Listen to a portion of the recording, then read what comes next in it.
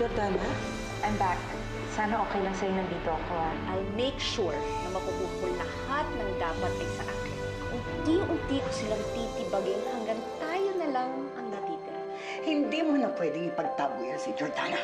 Dahil dito na siya titira, whether you like it or not! Hindi ko naman kasi maintindihan to si Maita. Apaka-concerned dun sa feelings nung muchacha na yun. Kung maipagtanggol niya, kala mo naman anak niya. Tama na ho. Pasensya na ho. Meron ho kasing mental illness to. Special child po siya. Abnormal ka?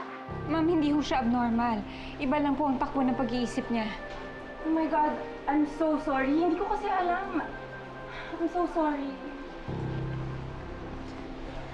Angelica, part na ng family si Ate Celine. Di ba pag part na ng family, kailangan love lang? Nag-sorry na naman siya sa'yo eh. Hindi niya naman sinasadya, di ba? Ayaw ko sabat ng family. Sandali lang.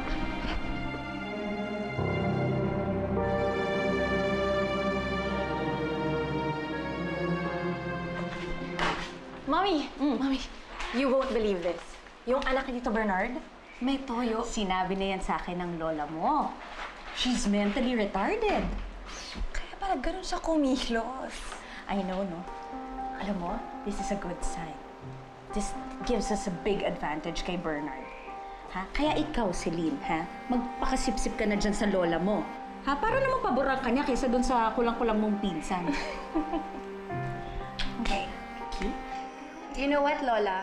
Scholar po ako nung high school sa States kasi mahal yung tuition fee. Tapos bumalik kaming Philippines kasi kailangan magpagamot ni Mommy. Sakto, nagka-college ako, so nag-UP na lang ako para makatipid. Lola, balita ko, UP grad daw kayo?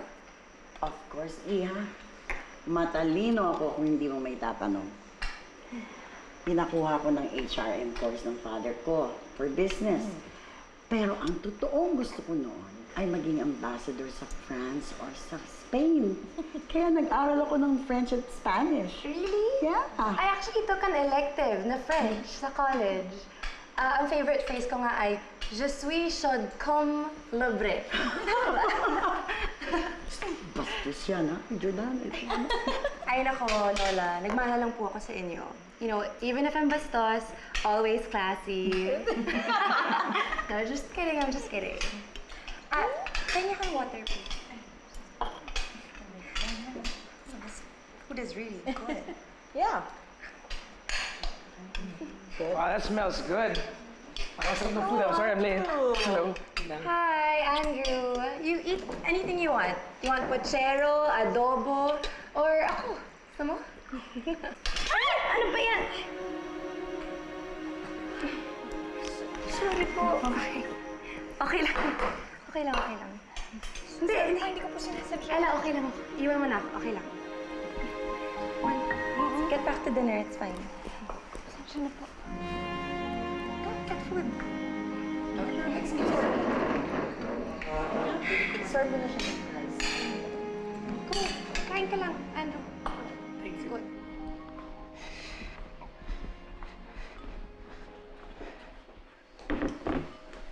Elisa? Nay, sorry ho. Hindi ko naman ho sinasadya. Anak, hindi mo sinasadya yun. At saka, hindi naman nag-halt si Celine eh.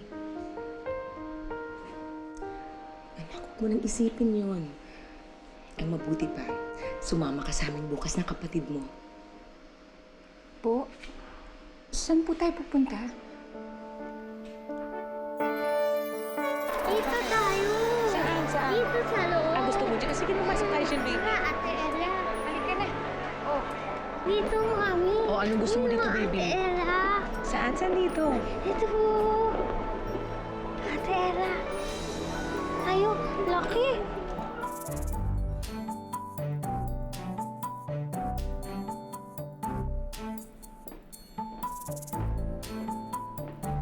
Wow!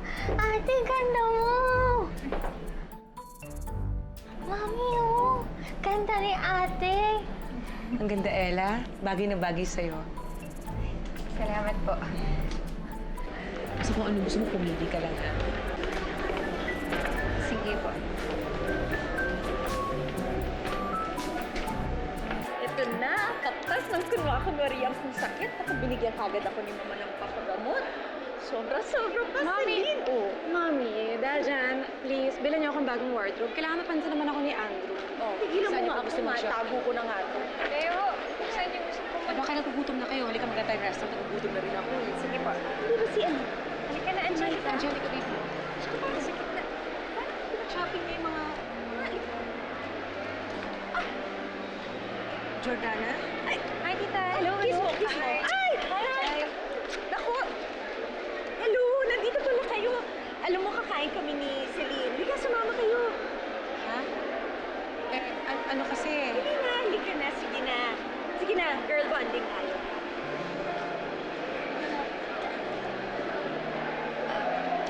Sige, tara. Baby, come on. We will eat first.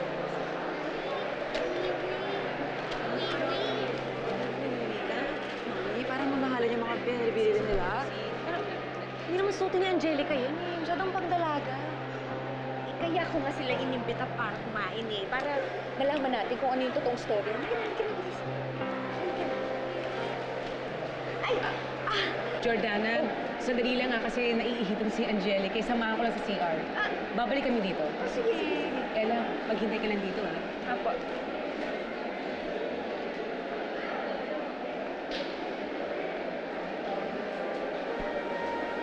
Ella, patingin naman ito.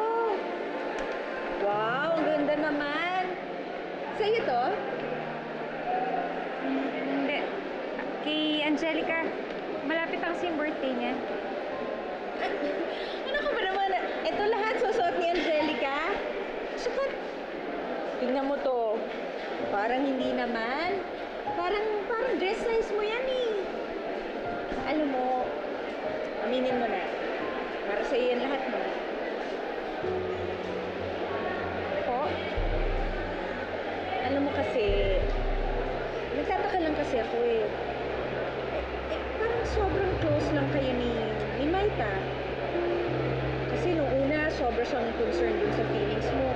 Ngayon naman, parang pinag-shopping ka pa niyan. Saka, hindi mura yan ha. Hindi yan galing ukay-ukay. O, mahal yan. Sige na, sabihin mo na sa akin. Naniliyan ba kayong dalawa ni Maita?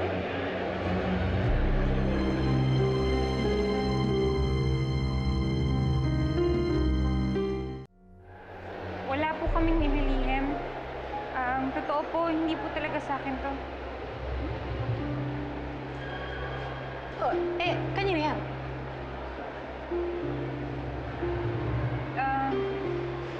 Sa'yo to, Ma'am Celine. Surprise gift po sana sa inyo to ni Ma'am Maita. Welcome gift po. Totoo? Ang bait naman na Tita Maita. Akin na, uwin ka na. Hoy, babae. Wala akong balak magbuhat ng mga napakaraming bank. Ibalik mo yan sa kanya. Kunin mo na lang sa bahay mamaya. Lagay mo yun sa kwarto ko. Thank you talaga. Ayan. Ano, let's go?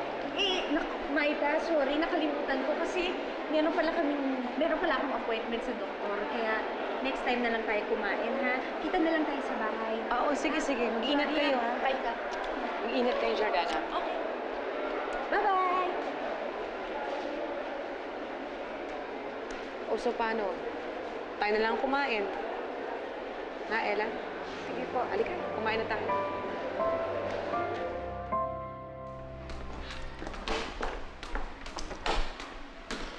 Tita! Hi! Hello! Hi. Thank you so much sa gift, ha? You're so sweet.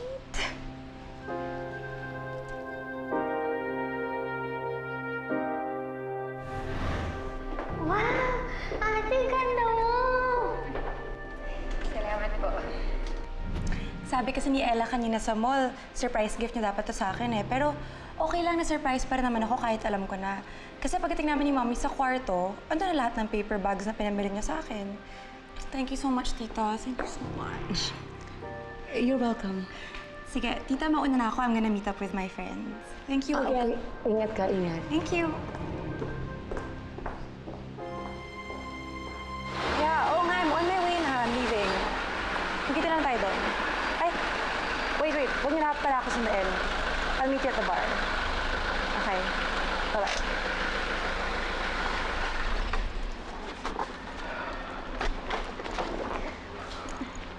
Hi, Andrew. Hi. I'm gonna get drinks with my friends. You wanna join us? You know, I'd hate to say no, but I really can't. In-expect ko ng lola mo yun. It's important. You're so hardworking naman. Baka naman you can just drop me off. Malapit lang naman yung place eh. Just come back na lang here. I really can't. I'm sorry. Gusto mo tulungan kita maghanap ng taxi? Or, ba't di ka na lang magpahatid doon sa driver ng lola ko?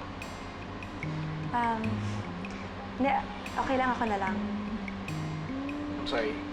Next time? Yeah, okay. Sorry, I have to go. Enjoy. Thanks.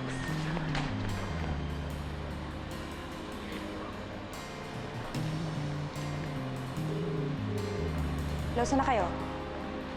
Balik na lang kayo dito, sundan niyo na ako.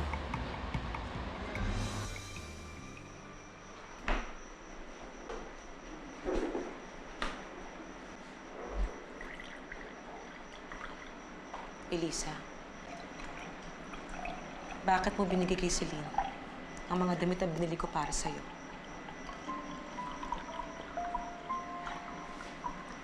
Mas bagay naman ho sa kanya yun eh.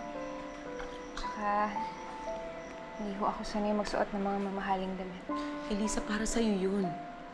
Dahil gusto ko may maganda kang mga gamit. Eh, lang ho ako dito. Ako mamaya may makakita pa, sabihin nila. Ang mamahal ng mga damit ko, mahal pa sa sweldo ko. Eh di magtaka sila. Wala akong pakialam. Madali lang naman lusutan yun eh. Basta Elisa, para sa akin, hindi ka katulong o yaya dito. Anak kita.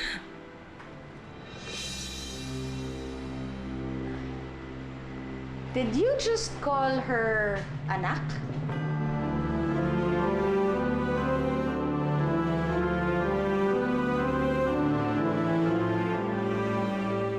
Bakit anak ang tawag mo kay Ella? Ano kasi, parang anak na kasi ang turing ko sa kanya eh. Ganon kayo ka-close, ha? Matindi kasi ang malasakit ni Ella kay Angelica, kaya napalapit na ang loob ko sa kanya. Nasaan ba nanay mo, Ella?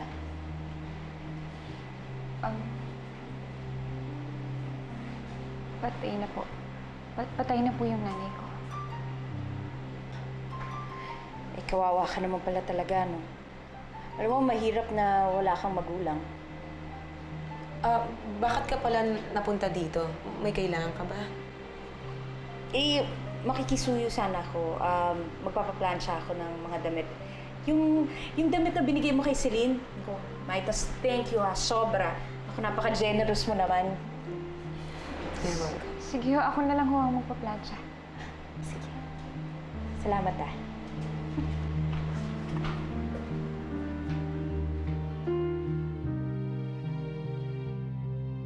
Ninang, ito na po yung mga clause na pinapalit nyo dun sa kontrata. But, kung gusto nyo makasigurado dun sa ibibigay nila sa'yo, I suggest na dagdagan ko sila ng stipulations. Thank you, Andrew. Are you sure okay lang na i-discuss natin ito ngayon? You know, it's Saturday. Baka may date ka. Pwede na ito bukas. Date na, Ninang. Wala akong girlfriend. You know what? Bakit hindi kayo mag-date ng aking apo, si Celine? Maganda siya. At pareho kayong matalino. What do you think of her? Celine, mukha naman po okay siya. At may sense of humor. At higit sa lahat, may breeding. She's a Montenegro. That's why she's a classy at disenteng babae. Alam mo, bagay kayo. Girl, di ka ata type ng crush mo ah. Hindi effective yung charms mo sa kanya. Excuse me, he's just busy. He's a lawyer kaya.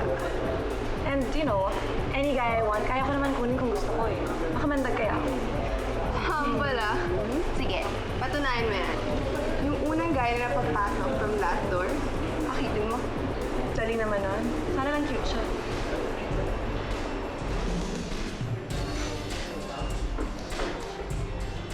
my God, sis. Ayun.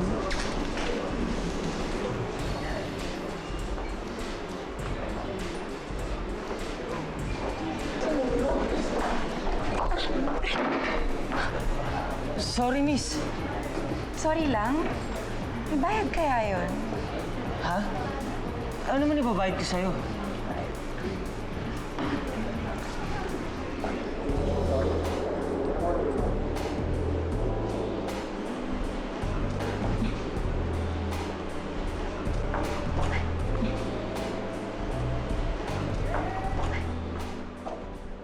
May alam mo ba, nirereto ni Doña Asuncion yung apo niya, si Celine, kay Attorney Andrew. Mukha namang gusto rin ni Attorney Andrew si Celine. Kaya alam mo, mukhang hindi sila bagay talaga. Sa tingin mo ba? Bagay sila. Paano sila naging bagay? Sus, Tignan mo Si Attorney Andrew, gwapo. Si Celine, maganda. Pareho silang galing sa mayamang pamilya. Pareho may pinag-aralan. At pareho may tinatawag kasamaan na ugali. ay nako. Mas maugali ko. So,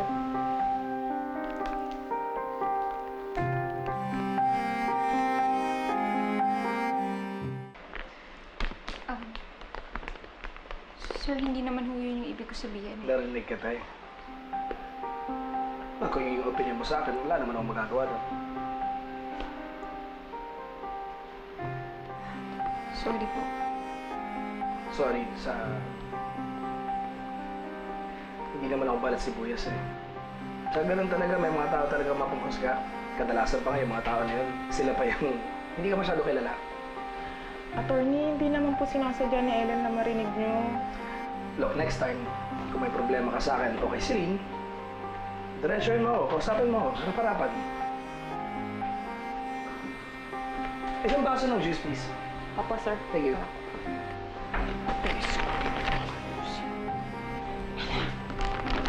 Bagay kayo sa inyo. Parehas kayo may tensyon.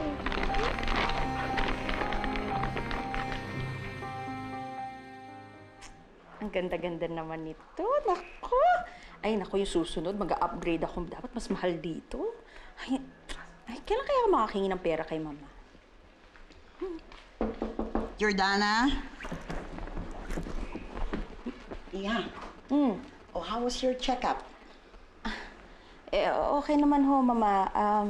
Kinunan ho ako ng iba pang mga tests. Kailangan ko pa nga hong balikan eh, pero sabi naman nung doktor, may nireseta siya sa aking gamot, pampalakas ho. O, di bale, next check-up mo. Sasamahan na kita, ha? Sige po. By the way, where's Celine? Ang sabi ho ng maid, lumabas daw ho siya eh. Hindi nagpaalam sa'yo? Don't you think it's rather late for her to be out? Asan daw siya?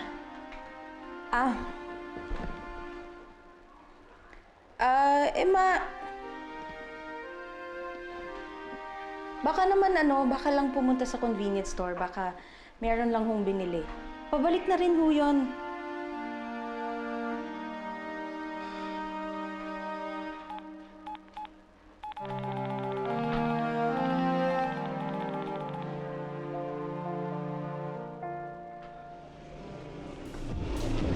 Oh guys, una na ako sa inyo ha. Ano ka ba? Ang aga pa kaya? Huwag mo lang pansin si mother, no? Hindi pwede kasi yung text niya, all caps, yung sabihin galit na galit na. Ano ba yan? Uy ka na. Sayang naman yung guy kanina, no? Pero wala, hindi naman siya pumaporma eh. But anyway, una na ako ah. Bye. Bye, take care. Have Sige, ingat ka, fun. ha? Bye. Bye. Miss! Miss, sandali! Ako yung nilapitan mo kanina. Pwede ko ba makuha yung number mo? No. Paano tayo magkikita? Kayaan kita sana magkape. Ganito na lang. Kapag magkita pa tayo, ibig sabihin tayo na. Pero kung hindi, ganun talaga ang buhay. Okay? Bye!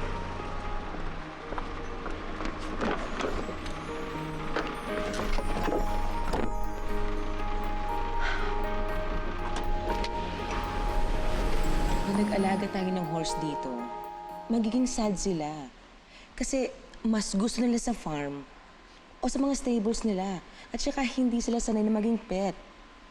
O ikaw, baby, do you want the horses to be sad?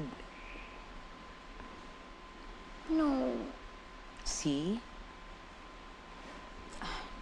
Alam mo, Angelica, pwede ka pa rin makakita ng horses sa birthday mo. Pwede ka magpa-carousel party.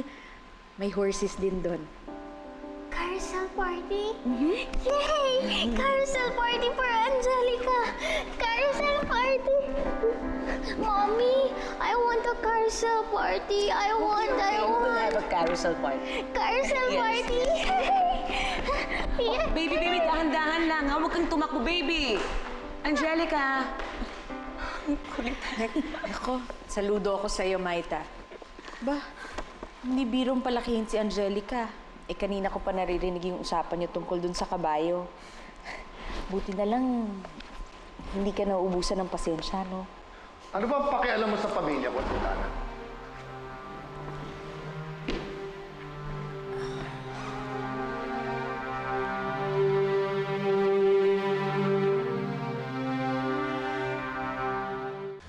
Wala kang karapatang magtanong tungkol sa pamilya ko. Lalong-lalo na sa anak ko. Bernard, ngayon lang nakilala ni Jordana si Angelica. Hindi naman siya sanay sa kanya eh. At sa tingin ko, gusto niyang makilala at makasundo ang anak natin. Kuya, ka naman sanang magalit kung nagtatanong ako tungkol sa pamilya niya. Alam mo, Bernard, nagustuhan siya agad ni Angelica. Si Jordana kasi nagsuggest na magpa-birthday party ang anak natin sa carousel. At nagustuhan ng bata. Nakahiligan na kasi ni Angelica yung mga kabayo. A carousel party? That's a stupid, stupid idea. Pero Bernard, hindi naman magastos yung Maita, gusto ng- 16 anyos na anak natin. Mga kindergarten lang ang nagka-carousel. Nakakahiya. Kumain na lang tayo sa labas. Tama na yon.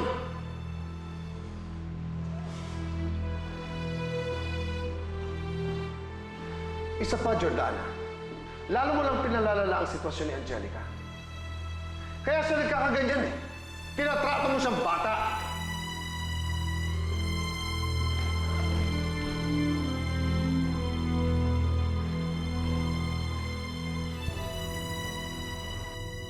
Saan ka ba namang galing bata ka, ha? Kanina ka pa hinahanap ng lola mo. Alam mo ba, hindi gusto ng lola mo ang babaeng gumigimik. Bored ako sa bahay kanina, hindi pa ako pinansin ni Andrew. Oh my gosh, Celine, pwede ba tigilan mo muna yung pakikipaglandian mo, ha? At dapat makaisip tayo ng plano kung paano pag-awayan yung mag-asawang yan, eh. Yan si Bernard at si Maite. Para maging miserable ang buhay ng kapatid ko. Paunang ganti pa lang yun sa hayop na yun. Akala mo kung sino? So, may naisip na ba kayo? Wala pa nga actually. Pero, kanina ko lang nalaman na ito palang si Bernard, hindi okay sa kanya na anak niya retarded. Samantalang, ito namang si Maita, mahal na mahal niya ang anak nila. So dun palang may conflict na. Kailangan ko lang kiskisin lalo para magsalpukan yung mag-asawa. So, gagamitin niyo si Angelica para maghiwalay sila? You don't say. I think that's a great plan. Ito na ba ang susuotin ni Angelica mamaya? Opo, gusto niya daw po kasing maging fairy sa birthday celebration niya. Wow! Is that Celine? Hindi mo na siyang pakawalan, pare. Ba, ilang taong ka na, ganyan pa rin ang itsura mo. Tanggalin mo nga ito. Ayaw na! Shake na kayo ng hands para pati na kayo. Yan. Pati na kayo.